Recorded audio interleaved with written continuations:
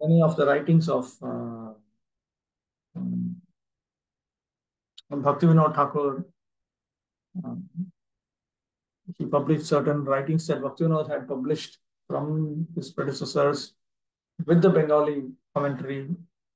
He wanted all of this to be translated into all languages of the world by practicing devotees, practicing progressive devotees. So in that way, there are many other great and renowned scholars who have prepared voluminous books and literatures on the life and precepts of the Lord. So sometimes they wrote on the life of Lord Chaitanya Mahaprabhu. Sometimes they wrote on the teachings of Lord Chaitanya Mahaprabhu. On the life of Lord Chaitanya itself, we have Chaitanya Bhagavata, Chaitanya Charitamrita, Chaitanya Mangala, then Chaitanya Charita of Chaitanya Das, brother of Kavi Karnapur, then Chaitanya Charita of Kavi Karnapur also, sorry, Chaitanya Chandrodaya Nataka of Kavi Karnapur, Prema Varta by Jagadananda Pandit, Bhaktivinoda Thakur has given Gauranga Leela Smarana Mangala, an outline of Lord Chaitanya's pastimes and teachings. So that way, there's a lot of literature. Such literatures are all based on the Shastras like the Vedas, Puranas, Upanishads, Ramayana, Mahabharata, and other histories and authentic literatures approved by the recognized acharyas. They are unique in composition and unrivaled in presentation, and they're full of transcendental knowledge.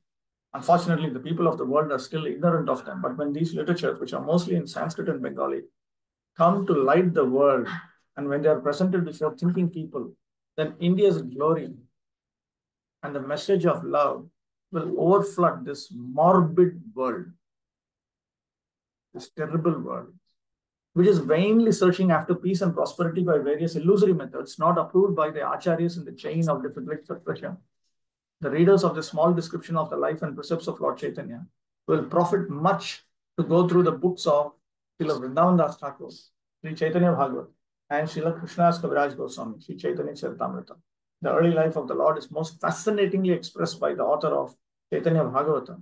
And as far as the teachings are concerned, they are more vividly explained in the Chaitanya Charitamrita. Now they are available to the English-speaking public in our teachings of Lord Chaitanya. The Lord's early life was recorded by one of his chief devotees and contemporaries, namely Srila Murari Gupta,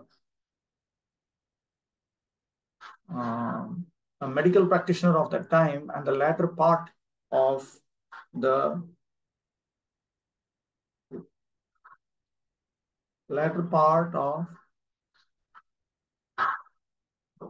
where am I? Of the life of Sri Chaitanya Mahaprabhu was recorded by his private secretary, his Swarup Damodar Goswami or Srila Swarup Damodar, but Secretary Sri Damodar Goswami. What happened? Somebody.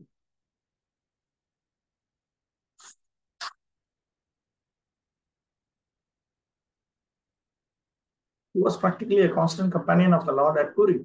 These two devotees recorded practically all the incidents of the Lord's activities, and later on, all the books dealing with the Lord, which are above mentioned, were composed on the basis of Karchats, books by Srila Damodar Goswami and Murari Gupta. Okay, here's a question: how to properly understand the differences in narration in Chaitanya Bhagavata and Chaitanya Charitamrita, for example. Chaitanya Charitamrita is presenting in chronological order. Chaitanya Bhagavat is not always chronological, and Vrindavan Das Thakur clearly says that he's not following a chronological order. He learned about Lord Chaitanya Mahaprabhu's uh, activities from Lord Nityananda himself. So Chaitanya Bhagavat's ultimate source is Nityananda. Nityananda would often speak about Lord Chaitanya Mahaprabhu.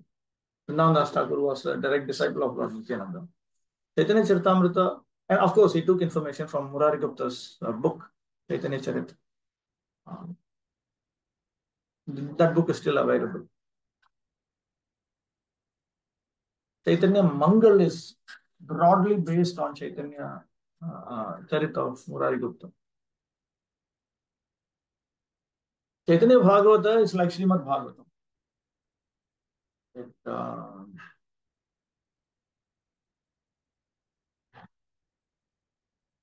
Chaitanya Bhagavat is actually it apparently looks like a very simple storybook, ecstatic storybook, but actually there's lot going on, a lot going on.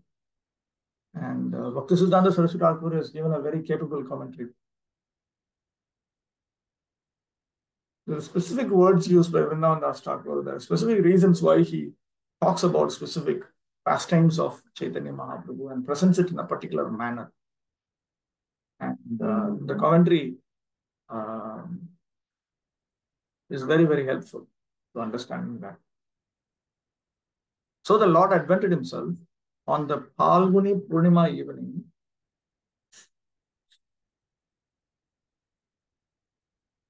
There's a remark here, teachings of Lord Chaitanya seems more philosophical subject matter. In Chaitanya Charitamrita, there are 5 important conversations with Prakashananda Saraswati. That is called Sannyasi Shiksha by Bhakti-vaibhava Thakur. Lord Chaitanya's teachings to the sannyasis of Varanasi. Then there are teachings to Rupa Goswami, Sanatana Goswami. There are teachings to Sarvabhauma Bhattacharya. And then there is the conversation with Ramananda Rai. Ramananda Rai himself acknowledges that it is Lord Chaitanya who is making him speak. So that is also acknowledged to be Lord Chaitanya Mahaprabhu's own teachings. In Prabhupada's first edition of Teachings of Lord Chaitanya, he divided the book into 2 parts. The teachings to Rupa and Sanatana was one part, and then the rest was another part.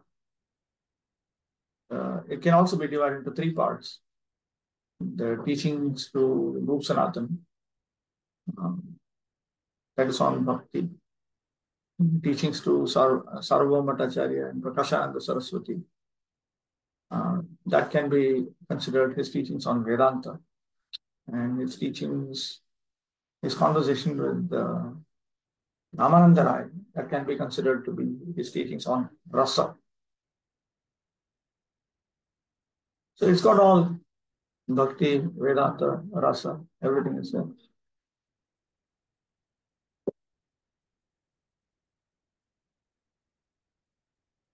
So the Lord advented himself on the Phalguni Purnima evening of 1407 Shakabda. Shakabda was a certain calendar that was used in the past. Shaka calendar.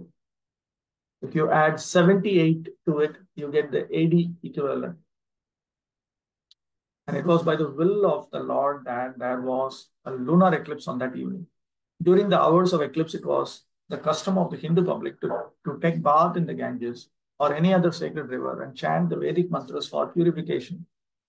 When Lord Chaitanya was born during the lunar eclipse, all India was roaring with the holy sound of Hare Krishna, Krishna Krishna, Hare Hare, Hare Rama, Rama Rama, Hare Hare.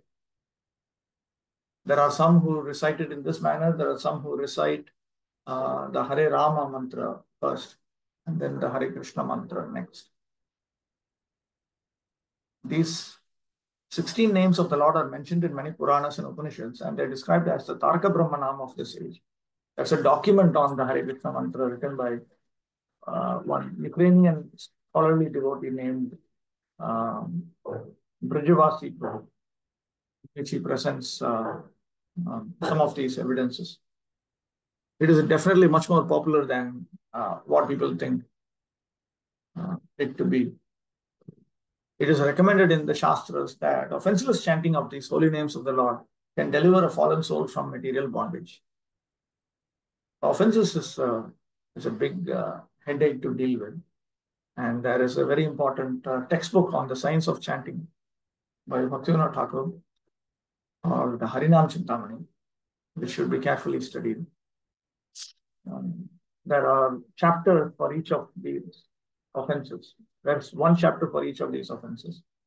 And he also says that there's one chapter for inattentive chanting. He says that inattentive chanting is the mother of all the other offenses. These things gradually, in addition to quantity chanting, increasing the quantity of our chanting, we should also pray to Krishna, take guidance from more advanced devotees, and try to increase the quality of the chanting also, which also involves um, working hard to get out of the offenses. There are innumerable names of the Lord both in India and outside, and all of them are equally good because all of them indicate the Supreme Personality of Godhead. But because these 16 are especially recommended for this age, people should take advantage of them and follow the path of the great acharyas who attained success by practicing the rules of the Shastras, revealed scriptures. The simultaneous occurrence of the Lord's appearance and the lunar eclipse indicated the distinctive mission of the Lord. This mission was to preach the importance of chanting the holy names of the Lord in this age of Kali, quarrel, full stop. In this present age, quarrels take place even over trifles. And therefore, the Shastras have recommended for this age a common platform for realization, namely chanting the holy names of the Lord. People can hold meetings to glorify the Lord in their respective languages and with melodious songs, and if such performances are executed in an offenseless manner, it is certain that the participants will gradually attain spiritual perfection without having to undergo more rigorous methods. At such meetings, everyone, the learned and the foolish, the rich and the poor, the Hindus and the Muslims, the Englishmen and the Indians, and the Chandalas and the Brahmanas, can all hear the transcendental sounds and thus cleanse the dust of material association from the mirror of the heart. To confirm the Lord's mission, all the people of the world will accept the holy name of the Lord as a common platform for the universal religion of mankind. In other words, the advent of the holy name took place along with the advent of Lord Sri Chaitanya Mahaprabhu. This is a very significant observation by practically all the authorized biographers. They make this point. The Lord appeared along with the public chanting of the holy names of Lord Hari, which indicates that this is the purpose for which he came. And then he confirmed it through the pastime that will be described now. When the Lord was on the lap of his mother, he would at once stop crying as soon as the ladies surrounding him chanted the holy names and clapped their hands. This peculiar incident was observed by the neighbors with awe and veneration. Sometimes the young girls took pleasure in making the Lord cry and then stopping him by chanting the holy name. So from his very childhood, the Lord began to preach the importance of the holy name. In his early age, Lord Sri Chaitanya was known as Nimai. This name was given by his beloved mother because the Lord took his birth beneath a nimba tree in the courtyard of his paternal house. When the Lord was offered solid food at the age of 6 months in the Annaprashana ceremony, the Lord indicated his future activities. At this time, it was customary to offer the child both coins and books in order to get some indication of the future tendencies of the child. The Lord was offered on one side coins and on the other the Srimad Bhagavatam. The Lord accepted the Bhagavatam instead of the coins. And if I remember correctly, Bhakti-siddhanta Saraswati Thakur has commented that the Lord indicated that I will preach the Bhagavatam without taking any money. Something to this effect. Very interesting observation. When he was a mere baby, crawling in the yard, one day a snake appeared before him and the Lord began to play with it. All the members of the house were struck with fear and awe, but after a little while the snake went away and the baby was taken away by his mother. Actually, when the snake, that was actually Anandashesh, when he understood that the people were getting frightened, then he tried to go away, but baby Nimai caught the snake and kept it there. So again and again, he was keeping the snake and kept it there. So the people are becoming more and more filled with anxiety and vatsalya bhakti. And therefore, at one time, the Lord allowed it to go. Once he was stolen by a thief who intended to steal his ornaments, but the Lord took a pleasure trip on the shoulder of the bewildered thief who was searching for a solitary place in order to rob the baby. It so happened that the thief, wandering hither and thither, finally arrived just before the house of Jagannath Mishra, and being afraid of being caught, dropped the baby at once. Of course, the anxious parents and relatives were glad to see the lost child. Srila Bhakti-siddhanta Saraswati Thakur has remarked that when we try to deceive the Lord, then we'll realize that The Lord has deceived us even before we have attempted to deceive him. Lesson for us. Once a pilgrim Brahmana was received at the house of Jagannath Mishra, and when he was offering food to the Godhead, the Lord appeared before him and partook of the prepared food. There's a question here. What is the meaning of offenseless chanting of the Lord's name during Sankirtan? It's not during Sankirtan. When we take up the regular process of chanting or singing the holy names of Krishna, we also have to accept a lifestyle which is devoid of the 10 offenses. That's what it means. So we cannot, at least if we want the results of the chanting and singing of Krishna's names to be manifest in one lifetime, then we have been instructed that we should avoid the offenses.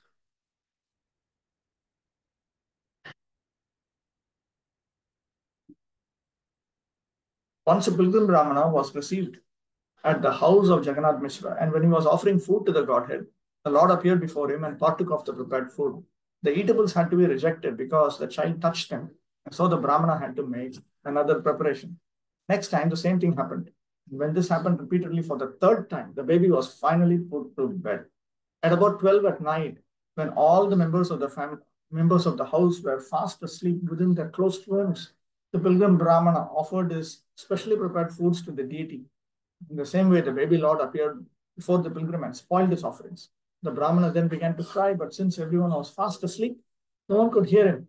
At that time, the baby Lord appeared before the fortunate Brahmana and disclosed his identity as Krishna himself. The Brahmana was forbidden to disclose this incident.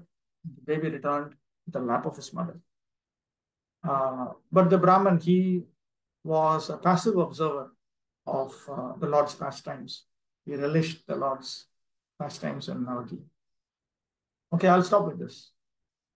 And we don't have any more questions. So we will resume tomorrow.